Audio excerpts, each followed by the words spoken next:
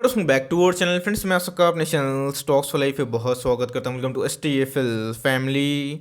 DFL inverse आज निफ्टी के mid cap और स्मॉल कैप में अच्छी खासी राहत भरी थोड़ी सी रैली हमें देखने को मिली। ऑल दो निफ्टी ने जो गेन आज दिया था वो एट द एंड में हमें साफ होता हुआ देखने को मिला। इसी बीच में गैस कल के दिन एक स्मॉल कैप के नंबर्स आए थे और नंबर्स अपने आप में बहुत ही स्ट्रॉन्ग थे। अपने ऑल टाइम हाई से ये स्टॉक हमें 35% के आसपास टूटता हुआ देखने को मिल रहा है। बट दोस्तों जिस कंपनी में अर्निंग सही होते हैं, अगर वो स्टॉक आधा भी होता है तो जी हाँ दोस्तों, मैं बोलूँगा कि उधर पे आपको अपॉर्चुनिटी के वाइज को देखना चाहिए। बिकॉज मार्केट में कैसे अगर आप बहुत पैनिक करते हैं तो मेरे हिसाब से आपको लार्ज कैप में निवेश करना चाहिए जहाँ पे स्टेबिलिटी होता है। लेकिन अगर आप डायरेक्टली इक्विटी मार्केट में निवेश करते हैं ये सोच के कि मुझे 10 साल में 15 साल में बहुत बड़ा कॉर्पस बिल्ड करना है, उसमें स्मॉल कैप और मिड कैप को चुनना है, तो जी हाँ दोस्तों, स्मॉल कैप और मिड कैप जितने लुभावने लगते हैं उतने खतरनाक भी होते हैं। लेकिन यस, खतरा तब होता है जब आपको बिजनेस समझ में ना आए और आप ऐसे ही निवेश करते हैं। तो मेक श्योर दोस्तों, जिनके ईपीएस चिंता होने वाले हैं, जो आने वाले कल में ग्रोइंग होगा, अगर वो आधा भी होता है तो मेक श्योर दोस्तों, अगर उनके अर्निंग सही होते हैं आने वाले 1 2 3 साल में वो पूरा रिकवर हो जाता है और उसके बाद वो हमें फ्रेश हाई लगाता हुआ देखने को ज़रूर मिलता है। इसी बीच में गैस हाई पी स्टॉक्स में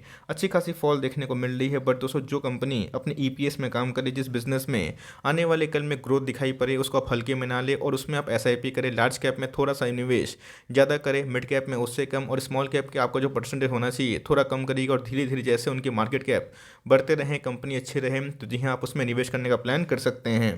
पर डिस्कस करते हैं बिकॉज इसके पहले गैस हमने कवर किया था, लेकिन इधर पे अच्छा खासा पैनिक का माहौल था। बट यस, आज की जो रैली के बाद क्या रिवर्सल आया है फिर नहीं आया है, इधर पे क्या मौका है फिर नहीं, मैं अपना अनबायस्ड टिप्पणी देने की कोशिश करूंगा। बहुत ही कुछ सीखने को मिलेगा। चैनल फर्स्ट टाइम होंगे सब्सक्राइब कर सकते हैं इस तरह क्वालिटी कंटेंट को सबसे पहले एक्सेस करने के लिए। Now without delaying any for time, let's begin.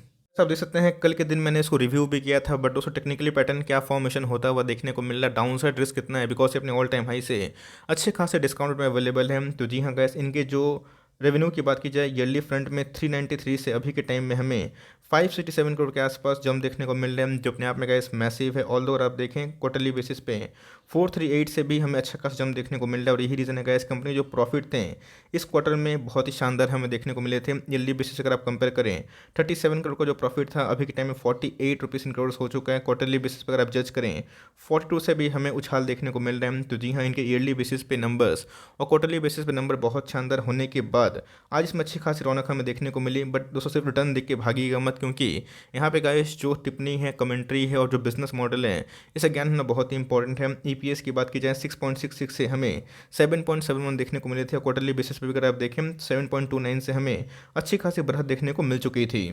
आज इसमें वही हमें देखने को मिला। नंबर्स इतने स्ट्रांग होने के बाद इसमें एक गैप अप ओपनिंग हमें देखने को मिली और ओपन होते ही हमें 12% का दोस्तों इंट्राडे हाई लगता हुआ देखने को मिला। बट आपने आज निफ्टी को नोटिस किया होगा कि ऐसे तो भागा था, बट एट द एंड में हमें प्रॉफिट बुकिंग देखने को मिली। इसके वजह से ऐसा हमें आज एट द एंड में 8% के आसपास की क्लोजिंग देखने को मिली। और दोस्तों आज इसने जो इंट्राडे हाई लगाया था काफ़ी अच्छा लगाया था, 1700 के आसपास जाने की कोशिश की थी। ऑल टाइम हाई अगर आप देखें 2400 का स्टॉक है, आपको 1600 के भाव पर मिल रहा है। तो स्टॉक अगर सस्ता है इसलिए निवेश करना, मेरा आंसर इसके लिए नहीं।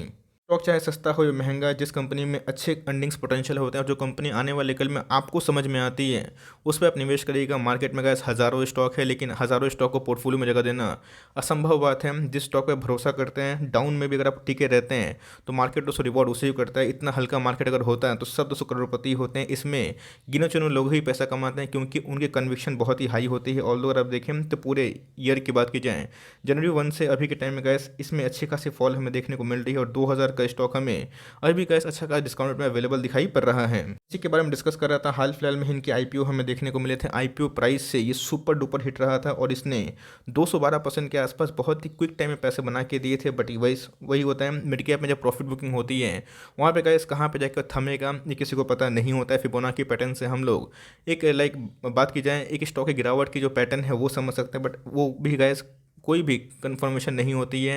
अब जितने भी टेक्निकल एनालिस्ट क्यों ना हो, एक पैटर्न दोस्तों हमेशा 100% एक्यूरेट कभी नहीं होता है। तो मार्केट में अगर इन सब स्टॉक में अगर निवेश करते हैं तो फर्दर फॉल होता है तो थोड़ा पैनिक ना करें, बल्कि उधर पे आप चाहें तो अपॉर्चुनिटी के वाइज ले सकते हैं। कंपनी का नाम अगर आप देखें तो रूट मोबाइल लिमिटेड, जो अपने आप में ही ESMS ई वॉइस में बहुत ही शानदार कंपनी निकल के आ जाती है। एप्पल इंडिया की बात की जाए, रूट की बात की जाए, सब अपने आप में ही डिजिटल इंडिया को सपोर्ट करते हैं। आपको पता है क्लाउड कंप्यूटिंग कम्युनिकेशन बहुत ही तेज़ी से बढ़ता हुआ देखने को मिल रहा है। OTT की बात की जाए, MNO की बात की जाए, ये बहुत रिनाउंड प्लेयर हमें देखने को मिल रहा है। हाल फिलहाल में गाइस इसने अपने लैटिन अमेरिका में जो प्रेजेंस हैं वो काफ़ी मजबूत किए हैं। अफ्रीकन कंट्री में भी गाइस अच्छा खासा पेनिट्रेशन है। जहाँ पे मैसेजिंग सर्विसेज की बात की जाए, वॉइस ईमेल की बात की जाए, इस सब में काम करता हुआ देखने को मिल जाता है। तो मेरे हिसाब से गाइस डिस्काउंट प्राइस है तो कूद जाऊँ, ये सही नहीं है। आपको बिजनेस के बारे में समझ में आना चाहिए। कल को अगर ये स्टॉक प्राइस फॉल होता है तो आपको उसके लिए कन्विक्शन ज़रूर होनी चाहिए।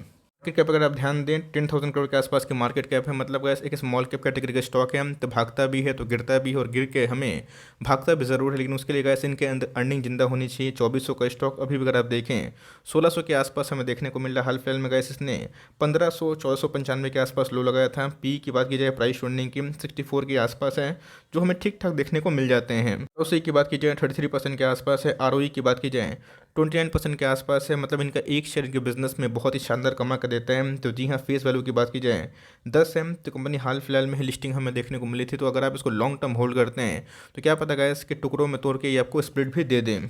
कि जाए अर्निंग स्कीम, तो जी हाँ, कंपनी का अगर आप सेल्स देखें तो कंटिन्यूसली बेसिस पे बढ़ते हुए देखने को मिल रहा है। 17 से अगर आप देखें 21 में हमें सेल्स में 3 गुना जंप हमें देखने को मिल रहा है। OPM की अगर बात की जाए तो जी हाँ, उसमें हमें स्लाइड गिरावट हमें देखने को मिल रही है। कंपनी जैसे बड़ी बड़ी होती जाती है उनकी OPM थोड़ी सी गिरावट का शिकार होते हुए देखने को मिलता है, बट ये भी 12% के आसपास है, जो ठीक ठाक देखने को मिलता है। EPS की बात की जाए जो कि हमें फ्लैट था, बट कंपनी के जो रेवेन्यू मॉडल है और जो बिजनेस मॉडल है उसमें काफ़ी ग्रोथ विजिबल होने की वजह से कैसे इनके EPS में जंप था, और इसी की वजह से इनके जो प्रॉफिट थे वो ऑल टाइम हाई पे ज़रूर देखने को मिल चुके थे। 5 ईयर्स के सेल्स की बात की जाए तो जी हाँ, अगर आप देखिए 31% का इनका सेल्स हमें देखने को मिल रहा है। प्रॉफिट की बात की जाए 16% के आसपास है, बट 3 साल में गैस इनके सेल्स और प्रॉफिट दोनों बढ़ते हुए देखने को मिल रहे। और कंपनी की बात की जाए एक कांस्टेंट ROE मेकर है, जो मेरे हिसाब से गैस 25 से 30% बहुत ही एक्सट्रीमली हाई होते हैं। 15-20% लार्ज कैप में मैं अति उत्तम मानता हूँ। कोई कोई केस में ऐसा होता है जिस रिलायंस का ही है, उनके ROE 10-12% से ऊपर हमें देखने को नहीं मिलता। बट येस वो बहुत बड़ी कंपनी है, अगर आप उससे सोचेंगे इतना वो ROE जनरेट करें ऐसा पॉसिबल नहीं होता है। बट छोटी कंपनी 15-20% से अगर ऊपर ROE जनरेट करती है, ये बहुत ही प्लस पॉइंट ज़रूर माना जाता है।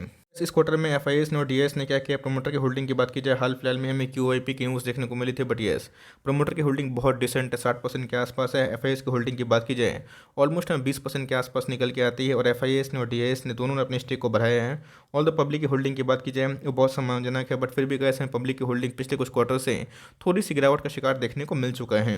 सेट की बात की जाए जो गैस टिकट टेप में मौजूदा जो कंडीशन इमर्ज हो रही है, जहाँ पे एनालिस्ट लोग की टारगेट्स की बात की जाए लोअर साइड पे गैस ये देखते हैं हम कि आने वाले फॉरवर्ड 1 ईयर में 12% का अपसाइड है, बट इस हायर साइड की बात की जाए 74% के आसपास है। तो मेरे हिसाब से गैस इससे इन्फ्लुएंस मत हो जाइएगा।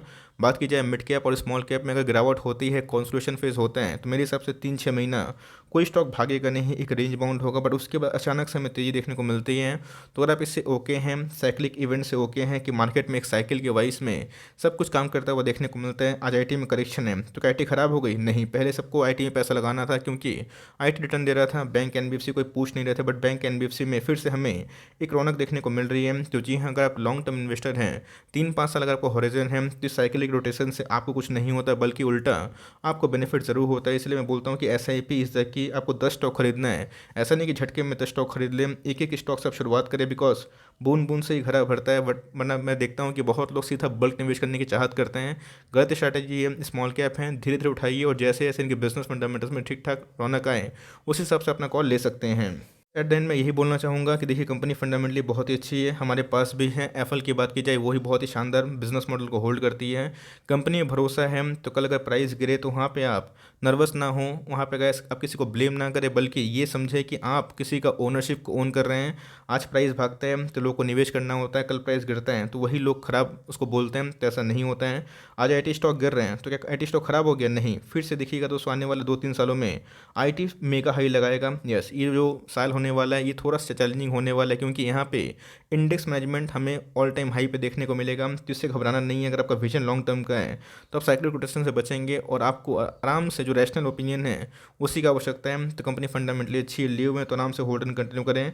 लेना चाहते हैं तो टुकड़ों में लीजिएगा, हर 5-7% के फॉल पे अगर मिलता है तो धीरे धीरे उठाइएगा। ऊपर वाले के आशीर्वाद से पैसे आपके पास हैं तो थोड़ा सा निवेश को बढ़ाइए, नहीं है तो धीरे धीरे देखिए, वरना आपके पास ऑलरेडी अच्छे खासे स्टॉक्स है तो ओवर डाइवर्सिफाई मत करिए। बट यस, कंपनी अच्छी है, पोर्टफोलियो में रखने लायक हैं, आपके पास है, आप ज़रूर कंटिन्यू कर सकते हैं। तो आई होप मेरा एफर्ट आपको अच्छा लगा। वीडियो अच्छी लगी तो लाइक कर दीजिएगा, चैनल फर्स्ट टाइम होंगे तो याद से सब्सक्राइब करना भूलिएगा। फर्दर कोई डाउट है उसको ड्रॉप कर सकते हैं, कुछ रिव्यू चाहिए उसका भी नाम ड्रॉप करना भूलिएगा। I would love to make a video on your demand guys. मिलते हैं जल्दी ही, तब तक के लिए bye. Thanks for listening friends, God bless you all.